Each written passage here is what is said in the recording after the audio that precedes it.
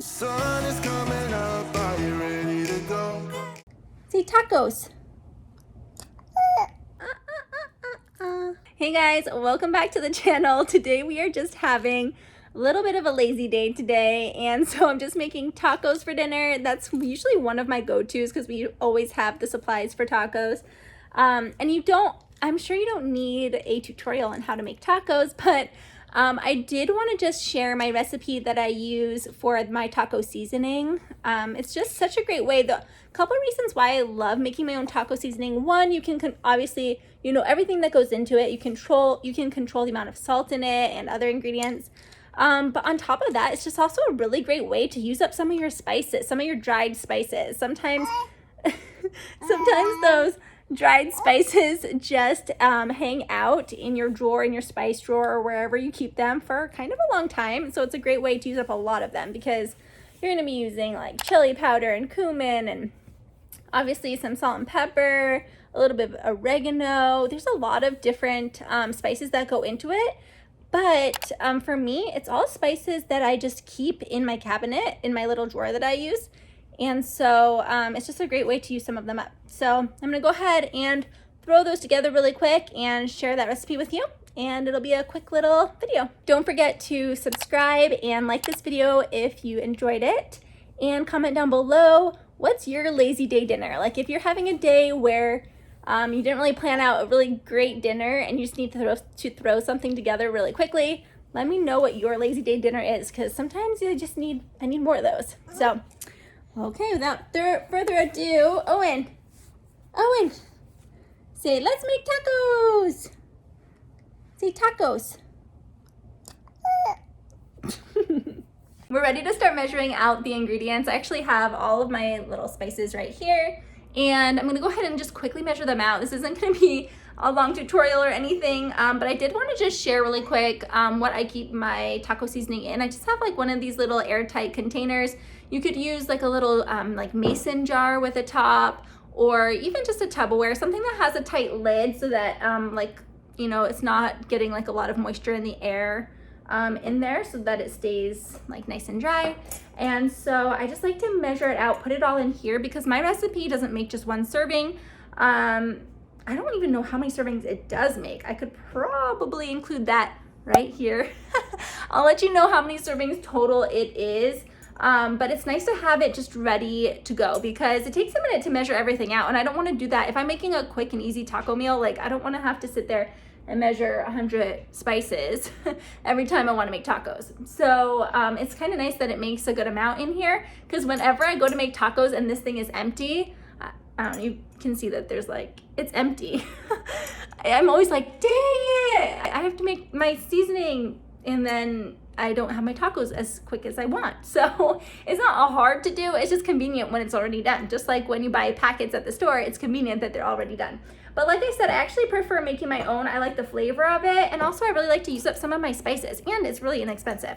So there's a few spices that I buy the big size of, just because I tend to use them for other things, and also this recipe uses a lot. So the chili powder is 4 tablespoons. That's kind of like a lot of chili powder total, so I usually just buy the big one because it's cheaper to do it that way. I always have like a big thing of black pepper. I really like this Kirkland black pepper. Like I think that it's really, really great. And cumin, honestly, this cumin is just fine. I don't necessarily have an attachment to any special kind of cumin, but I always buy the big thing of this because the recipe also includes 2 tablespoons of this, and so that's like a small jar. You would go through it pretty quickly. And for this recipe and a lot of recipes, I just tend to use a lot of garlic, like garlic powder. And I used to always buy like the small one that was this size of garlic powder, but then I found like I'm going through it really fast. So finally, just recently actually, I just bought this one at Costco because I'm like, I need a big garlic powder because I just use it for a lot of seasoning. So there's also some other recipes, some other ingredients as well. So I'll just kind of say them really quickly as I'm measuring them. We'll throw it all together and we'll be good to go.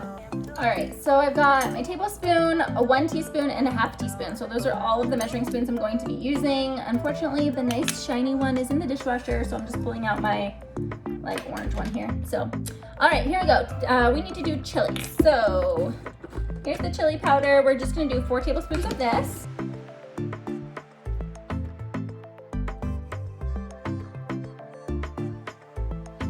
Next is cumin, and we are going to be doing 2 tablespoons of cumin. I just use the same tablespoon. I'm really not concerned about like getting the tiniest bit of chili powder in there. I'm not really concerned about that. So we're gonna do 2 tablespoons of cumin. I feel like cumin is like that classic taco seasoning taste that you think about. And then the next one is garlic, and we're going to be using the garlic powder. Oh, guess what, guys? Remember I said I just bought this? Well, I really did, because look, I'm going to open it real quick. Oh, that was easy. Okay, I'm gonna move this. We're actually done with the tablespoon, so that goes in the sink. And we're gonna grab our teaspoon. We need to do 1 teaspoon of garlic powder. And remember, this is garlic powder, not garlic salt. Next is onion powder. Again, 1 teaspoon of onion powder. The next one is oregano, and 1 teaspoon of oregano. Next, we're going to do paprika, and we are using 2 teaspoons of paprika.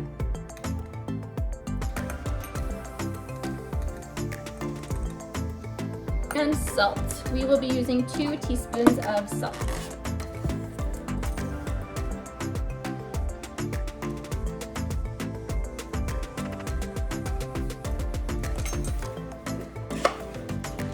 And we have pepper, black pepper. We are going to be using 1/2 teaspoon of black pepper.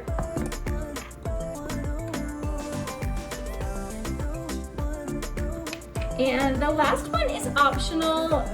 I don't like things spicy, and my husband really doesn't like things spicy. So the last one is crushed red pepper. And honestly, my recipe calls for 1/2 teaspoon of crushed red pepper if you like a normal amount of spicy. If you don't like spicy, leave it out. I leave it out, especially because this is for my kids as well, and they don't really like it spicy. If you like a little spicy, you could totally use just 1/4 teaspoon. Or if you love it spicy, add a whole teaspoon. So this ingredient is optional. I'm gonna keep it out. I don't even really, honestly, I don't really use crushed red pepper often, but sometimes my mom comes over and she likes crushed red pepper on her pizza. So I've got it for you, Mom. I love you.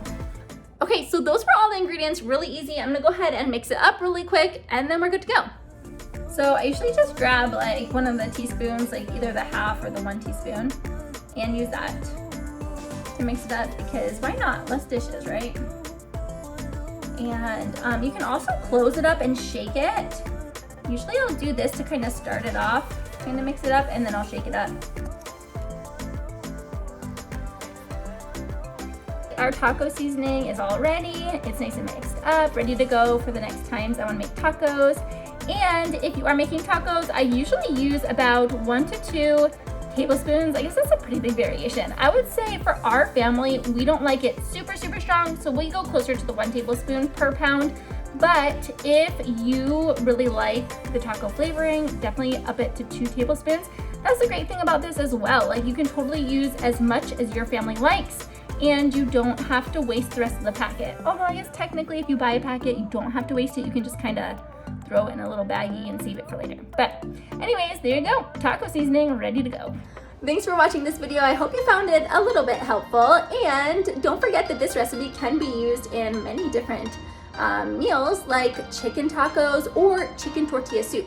And both of those recipes you can find on my blog, so go ahead and check that out, jentalleycooks.com.